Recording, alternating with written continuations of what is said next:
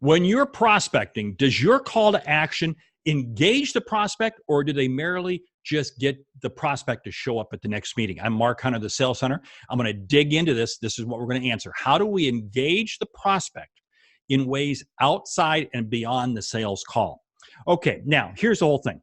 We all know that the only good prospecting we can do is when we prospect, we have a conversation with a prospect, and we create a call to action. In other words, a next step. And that next step many times is a discovery call, a demo, something of that nature that's going to move us to the next level. And we feel very good about that. We feel good because we move the prospect from taking our call when they weren't expecting our call, and we got a call to action. We got them to hopefully, but here's the whole thing.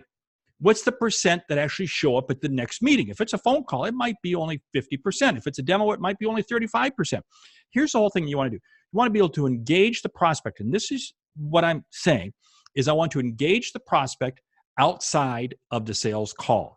Now, what am I trying to do here? What I'm trying to do here is I'm measuring the effectiveness of my communication with you, and I'm measuring the sincerity of you, the prospect, being interested in me. What do I mean by this? Okay, a prospect who really has no intention of buying, but maybe just agree to the call to action just to blow you off, is never going to engage with you outside of the sales call.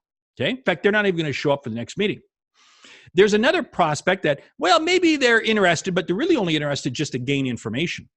See, so they may show up at the next meeting, but they really have no desire beyond that. They just want to use you to give them information. What you're looking for is the person who has an interest. Wow. There's a spark of interest, or maybe it's a forest fire of interest that they want to do business with you. So what I do is this. I want to engage them outside of the scheduled meetings. How does this work? I send you or I email you. We have a conversation. Great. And we agree to a next step. But in between there, because there may be only a few days, there may be a few weeks in there before we can have that next scheduled meeting, I'm going to send you an email. I'm going to send you an email with maybe repeating some of the key things that you said to me in the first call. And I'm going to add some additional information. I'm going to add some additional information, and I'm going to ask, hey, let me know your thoughts on this. Give me some input before our meeting to allow me to be more prepared. What am I doing? If you respond to me, this says that you're really interested. This says that you're engaged, you see? And what am I doing? I'm keeping you engaged in between meetings. This is especially critical if you've maybe got 2 or 3 weeks in between meetings, you see, and they could come to that, well, what's this on my calendar for? Maybe I don't even want it. There's another approach that you can use with this, is that as you get done with the call and you say, hey, thanks for a great meeting. I'm looking forward to our scheduled call next Tuesday at 10 o'clock.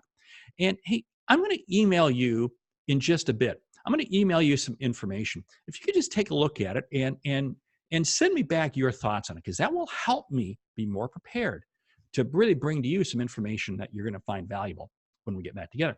So what am I doing? I've said right at the end of the phone call, here's the call to action, but there's an additional call to action. See, because I'm going to encourage you to respond. Now, what does this do? If you respond back to me, I know that you're very interested. See, what am I trying to do? I'm trying to do 3 things here. 1, I'm trying to separate the people who are just wasting my time. So I'm prepared for that, so I can be prepared to cut them off. 2, I'm trying to determine a person's level of interest. And 3, I am really trying to say, hey, if maybe there's a lukewarm person out there, maybe a lukewarm prospect out there, you know, they agree to the next meeting, but maybe something will come up and, you know, wow, this really is going to be good. What does it allow me to do? It allows me to gauge the level and depth of a prospect much faster. It's actually how I accelerate my prospecting cycle, because I'm able to do this in non-customer meeting time.